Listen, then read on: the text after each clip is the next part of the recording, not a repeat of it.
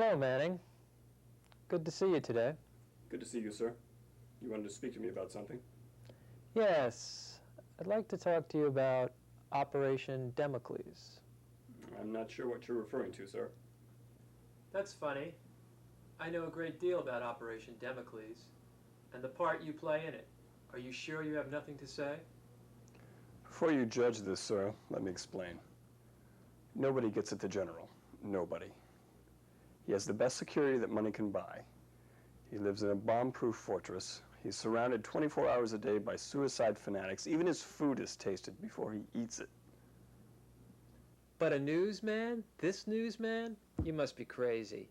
Don't you remember the problems we had with Operation Big Taco? Big Taco was a growing threat to our interests back then. Even if he chose to bite the wrong enchilada, he had to be eradicated. My point is, to put a newsman in charge of this operation is total lunacy. Don't you read history? The press and intelligence don't mix. There's no way I'm going to let those pukes across the river grab all the glory and budget money from some mistake we make. It can't fail. What are you talking about? Everybody knows that this guy searches people down to the deep cavity level. He has metal detectors that make sure that there's no surprises. He's paranoid. That's the point. This man has his trust. He can get inside. And once he's inside, there will be a weapon. What weapon? I thought you couldn't get anybody inside there. Trust me, sir. There will be a weapon available. But he's a newsman. How are you going to get him to go in there? This will be total suicide. He'll be walking into his death. Sir, he volunteered. I explained the risks to him. The funny thing, he doesn't seem to care. Nah, the risks are too great. There's no way I'm going to jeopardize our position in the third world, or for that matter, my career, over some harebrained operation. I'm the youngest man to ever hold this position, and there's no way that I'm going to jeopardize my career for some two-bit third world dictator or some punk from Q section. Do you want to answer for those 18 people killed by that sicko at the UN explosion? Do you want to answer for the Dresden disco bombing? Do you want to answer for those 10 Marines blown away at the NATO base last month? How about answering for your son? Sorry, I didn't mean it that way. It's just that the American people want to see this creep dead before any more innocent people are dead. Don't stand in my way. Deny Damocles. Look the other way. Call me a rogue operator. Don't stop me.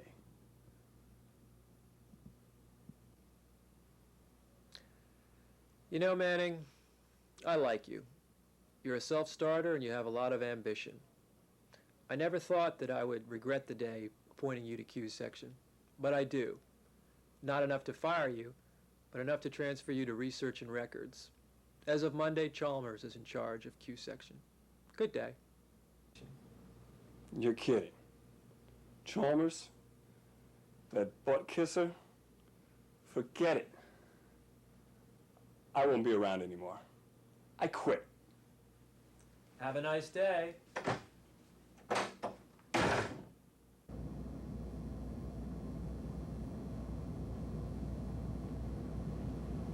Did you buy it? Of course not. I had to quit. Does that mean Project Damocles is called off? Negative. Proceed as planned. Success. Success.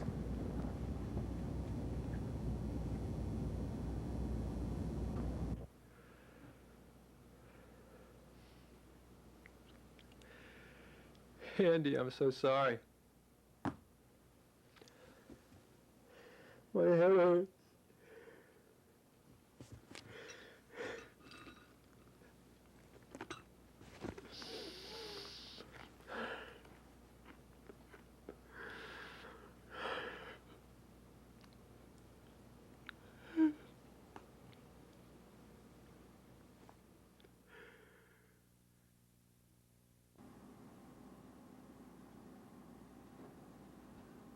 Paula, the game's on. Let me watch it. No! I need my TV! Look, you've been sitting here watching TV for 5 months. You gotta snap out of it. Let me take you to Dr. Robert. You need help. Take these. Take these. I need help. I need help.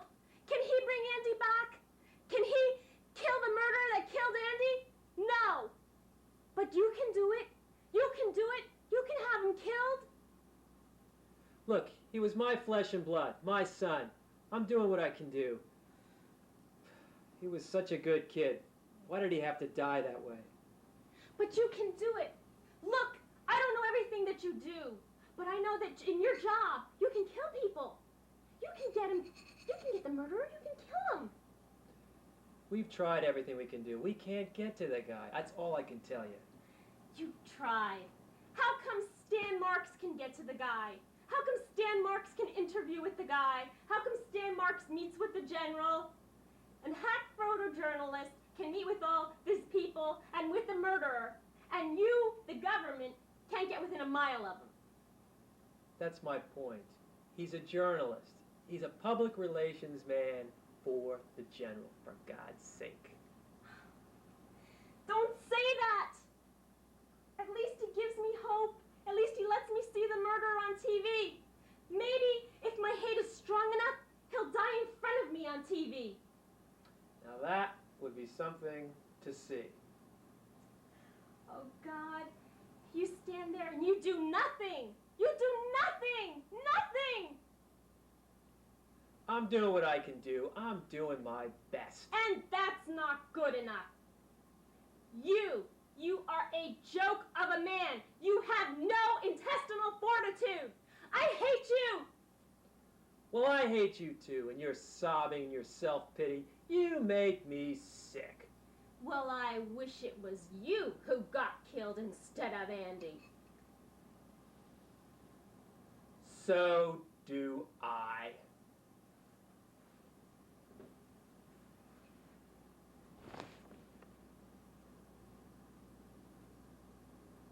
Oh, yeah. Oh. Oh, no. Oh, Nelly. Oh. Ow. Ow.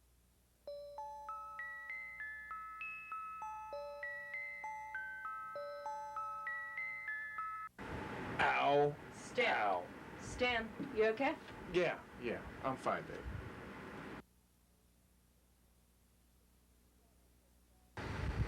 That looked like a bad one. You sure you want to go on this trip? Yeah, I'm fine. I can make it. And besides, the public, they love my little forays with the general. And it doesn't hurt my ratings. Give me a break. You've got an ego the size of the moon. No, doll. I like to think of it as being a dedicated public servant, a champion of the people, a knight in shining armor. A champion of the people?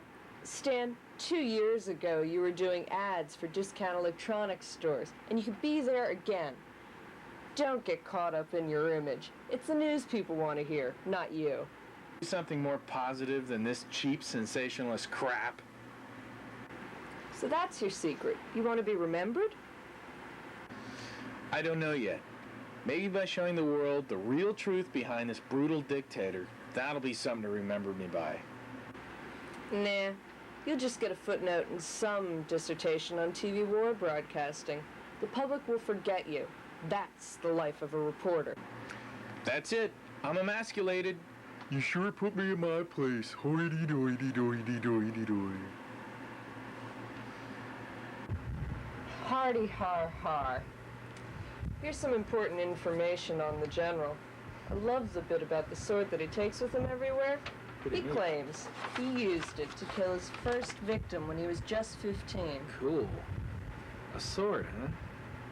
What a weirdo. I can use this. I think we should concentrate on the sword in the next interview.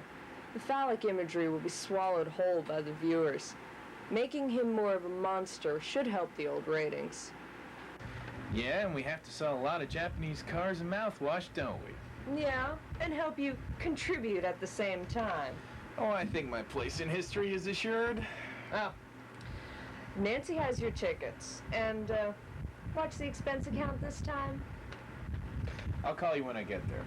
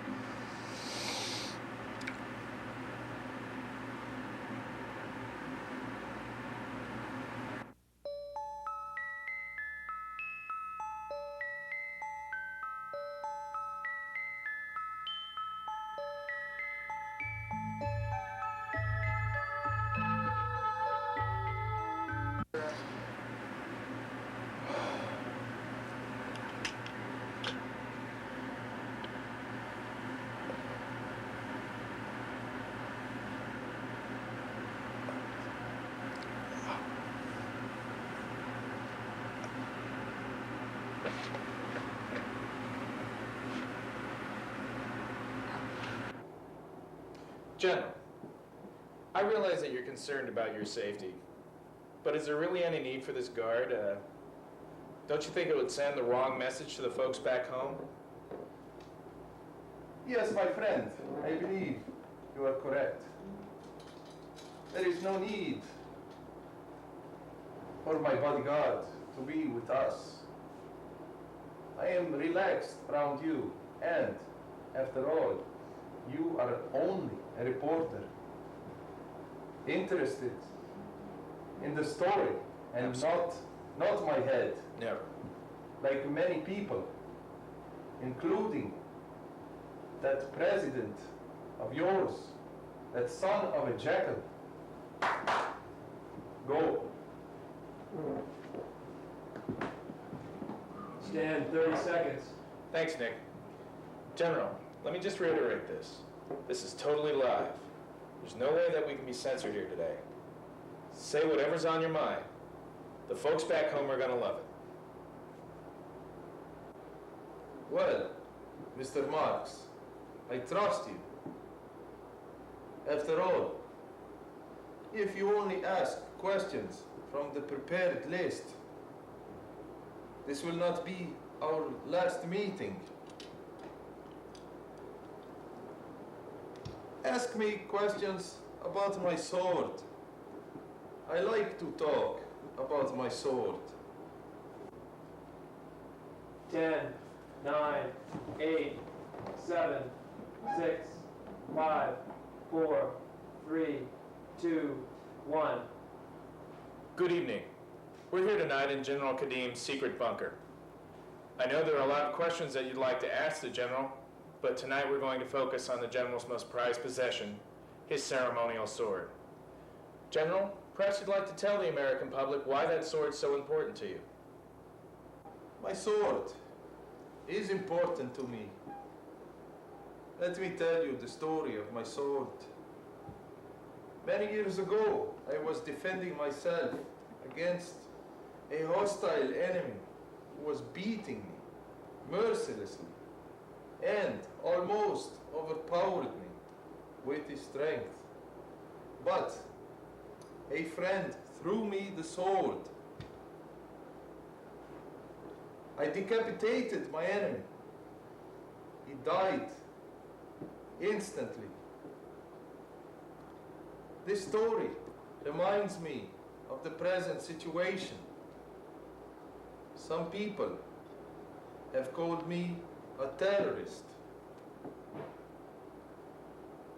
I suggest I am merely a leader of a small nation, overpowered by imperialist hegemony, and I will use whatever I need to survive, whether it is my sword, my freedom fighters, or nuclear weapons, because my country and I will survive with God on our side. General, a sword of that size must be fairly heavy. May I take a look? My friend, but of course, do not hurt yourself. Oh, it's a beauty. Wonderful, is it not? Magnificent.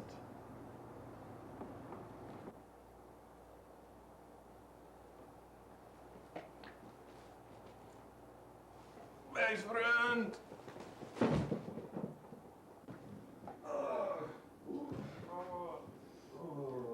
No, no. Get the close-up. Get the close-up. Get the damn close-up. This is for you, history. All for you.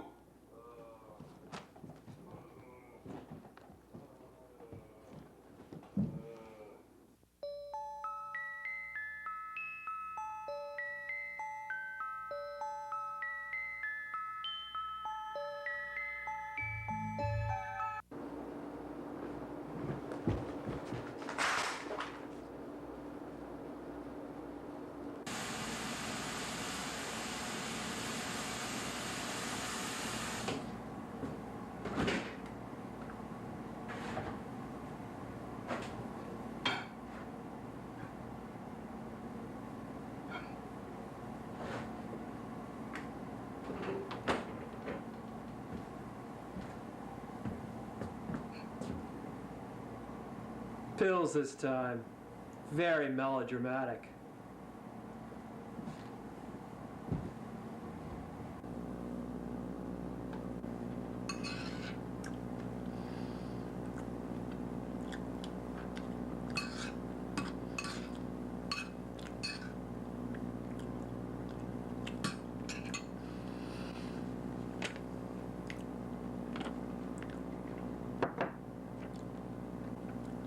Did you get the milk? Some suicide note. You screwed even this up.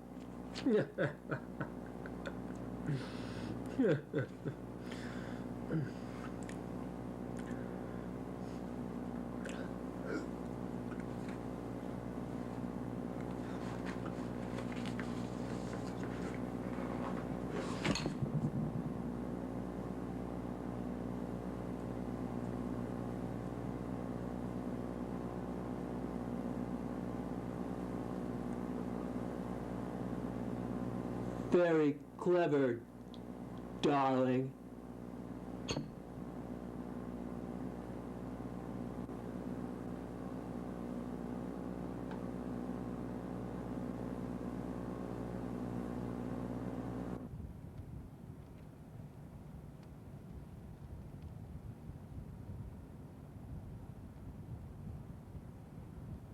My God, I can't believe this crap. I look at TV and all I see is stand marks. I read the paper and all I read is stand marks. I listen to radio and all I hear is stand marks. For Christ's sakes, he murdered the leader of a sovereign country, and now they want to make a hero out of this guy. He is a hero. He selflessly sacrificed his own life to remove a Hitler from power to ensure our freedom. What does killing a leader of a small country have to do with our freedom? Kadiem was a terrorist and had killed both our people, our allies, and his own people. The man was insane and was ready to start a nuclear war. He was leader of a small country of 4 million people. He had a tiny army, and the only reason he wanted access to nuclear weapons is because our country threatened to kill him and kick him out, simply because he wanted a bigger piece of the pie. He wanted mineral rights and mining. What's wrong with that? You are unbelievable. Every two-bit tyrant is a freedom fighter to you. Every terrorist act is a means to an end. You just can't see the big picture. We have to support our nation's interests. People like you just want to see us fail. No, people like me want to see us succeed in achieving a humanistic foreign policy, one that's not based on greed and self-interest. Only then can words like democracy and freedom have any real meaning. So it's okay for Kadiem to play dictator and slaughter his people and ours? Yes, because our higher standard will move him to change. Only force moved him to change. On the battleship diplomacy. That'll work. It's the only thing that works for some people. You know, the thing that gets me about Marx is that people think he acted alone. He did. Be real. The government was behind Marx 100%. Do you think he was smart enough to think this up on his own? I wonder how the government got him to do it. You are so paranoid about the government. Have a little trust sometimes. Trust? You know, I wonder if this story of the murder-suicide of Spy Master Glass and his wife is at all related to this stuff about Marx. You know, it sounds pretty fishy to me. That shows how little you know about things. Did you know that Kadiem had tried to kill Glass and ended up murdering his infant son instead? And did you know that his wife had a nervous breakdown which ended up in her poisoning his milk? You know, it's funny how the coroner's report stated that she died an hour and a half before him. You know, that's strange, considering he must have had to step over her dead body to go from the kitchen to the dining room table where he died. You know, I think he knew something. They bumped him off. That's how they do it, you know. You know everything, don't you? Just about everything. Well, darling, I'm going downstairs. Care for a glass of milk? Glass and milk in the same sentence. How charming. No. Think I'll pass.